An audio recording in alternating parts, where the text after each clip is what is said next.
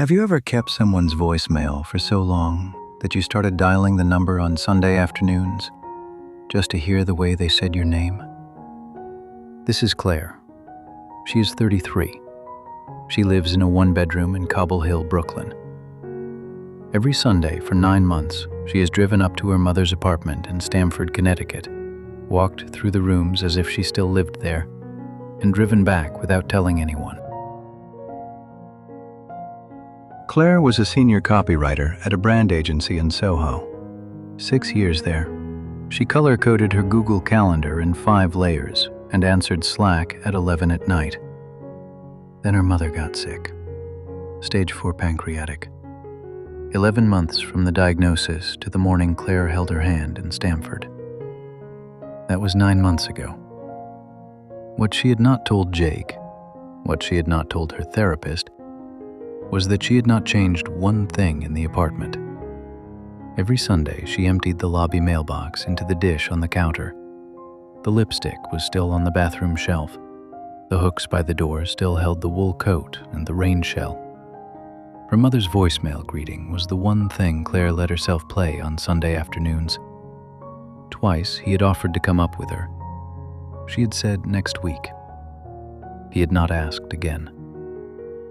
On a Tuesday morning in late July, the landlord, Vincent, called. He was selling the building.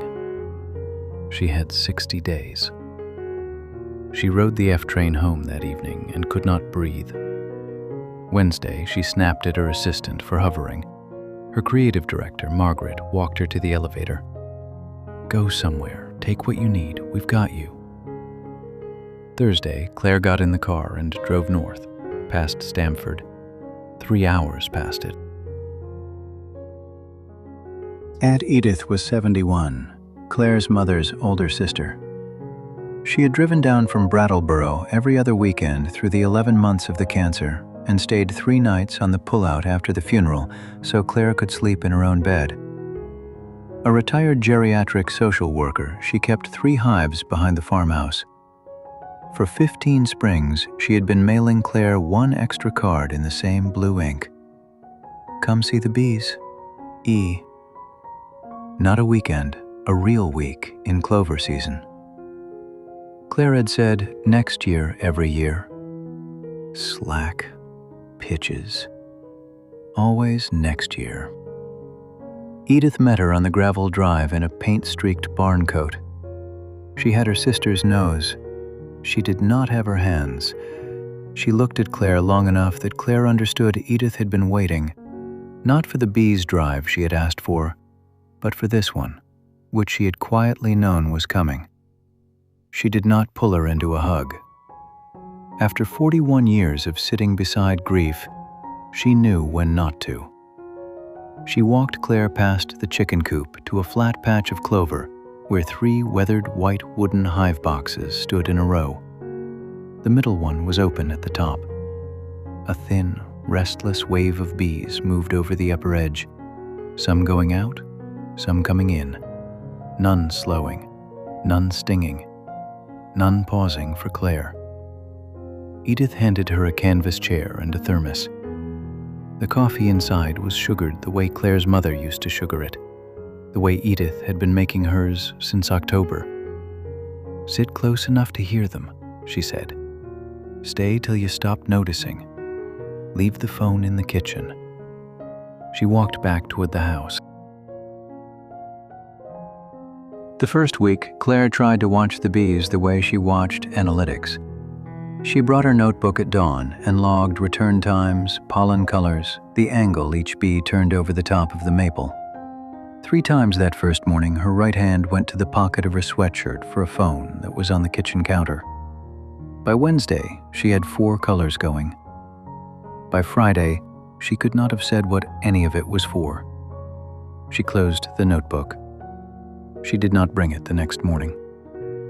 The second week, a thunderstorm came up faster than the forecast. The bees stayed out late. Claire stood at the kitchen window, watching dozens of them get blown sideways into the side of the hive, some not making it back at all. She turned to Edith, half in tears. "Is something wrong with them?" Edith looked up from the sink. You'll see them again." In the morning, the hive's rhythm was unchanged. Some bees were gone, the rest had returned. The third week was the worst. Vincent left a voicemail Sunday. The 60 days were ticking. The next morning, Claire sat by the hive in her old college sweatshirt and could not get herself to look up. She watched one bee climb out of the entrance, lift off, and disappear over the milkweed. She did not see it come back. Another did the same. Then another. She sat there for 2 hours. By 11, she had stopped counting. By noon, she could not have told you, watching the wave moving over the top of the hive, which bees were the bees she had been watching when she sat down, or whether any of them were. She walked back to the house. Aunt Edith was on the porch with 2 mugs. It was the last Friday of August. At dawn, Edith led Claire out to the hive. The clover was wet. She lit the smoker and lifted the inner cover off the metal box. Claire had sat beside this hive for 4 weeks and had never looked inside.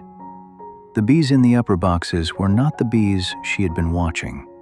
A worker bee in summer lives 6 weeks. The ones who lifted off her first morning had already finished. Most of them were gone.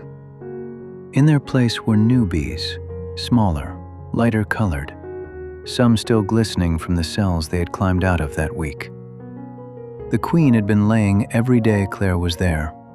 The bees moving over the frame at dawn were younger sisters, born after she sat down, raised on the pollen the older bees had carried in. Edith lifted a frame from the second box and handed it to Claire with both hands. It was heavy with capped honey, gold and silent. "The bees you watched made this," Edith said, "and they're gone. The ones who'll eat it through the winter, those aren't the same bees." Claire's hands were trembling. She did not say anything. She set the frame down on top of the hive very carefully. She let it go. The next Monday, Claire drove down to Stamford alone. She took her mother's wool sweater and the rain shell and put the rest of the clothes in 2 cardboard boxes. She filled 3 more with mail, magazines, the half-finished crossword on the bedside table. She put the lipstick in her coat pocket. She did not delete the voicemail. She left the keys on the kitchen counter. Driving back, she pulled off at a turnout above the Sound, rolled the window down, and did not check her phone. She watched one seagull lift off the rail and float over the water until it disappeared. She did not need to know where it went. That night, at her kitchen counter in Brooklyn, she opened the small jar of honey Edith had pressed into her hand at the door. She ate a spoonful of it standing up.